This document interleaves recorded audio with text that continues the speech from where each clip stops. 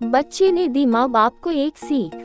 किसी गांव में एक बूढ़ा व्यक्ति अपने बेटे और बहू के साथ रहता था। परिवार सुखी संपन्न था, किसी तरह की कोई परेशानी नहीं थी। बूढ़ा बाप, जो किसी समय अच्छा खासा नौजवान था, आज बुढ़ापे से हार गया था। बस अपना जीवन किसी तरह व्यतीत कर रहा था। घर में एक चीज अच्छी थी कि शाम को खाना खाते समय पूरा परिवार एक साथ टेबल पर बैठकर खाना खाता था।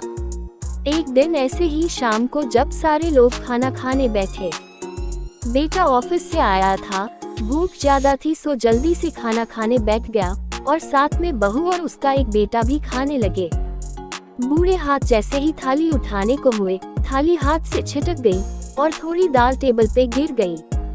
बहू और बेटे ने घृणा दृष्टि से पिता की ओर देखा और फिर से अपना खाना खाने में लग गए। बूढ़े पिता ने जैसे ही अपने हिलते हाथों से खाना खाना शुरू किया तो खाना कभी कपड़ों पे गिरता, कभी जमीन पर। बहू ने चिढ़ते हुए कहा, कितनी गंदी तरह से खाते हैं, मन करता है इनकी थाली किसी अलग कोने में लगवा देते। बेटे ने भी ऐसे सिर हिलाया जैसे पत्नी की बात से सहमत हो। उनका बेटा ये सब मासूमियत से देख रहा था। अगले दिन पिता की थाली उस टेबल से हटाकर एक कोने में लगवा दी गई। पिता की दबदबाती आंखें सब कुछ देखते हुए भी कुछ बोल नहीं पा रही थी।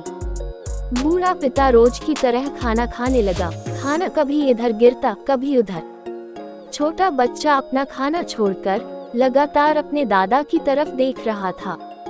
माँ ने पूछा, क्या हुआ बेटे, तुम दादाजी की तरफ क्या देख रहे हो और खाना क्यों नहीं खा रहे?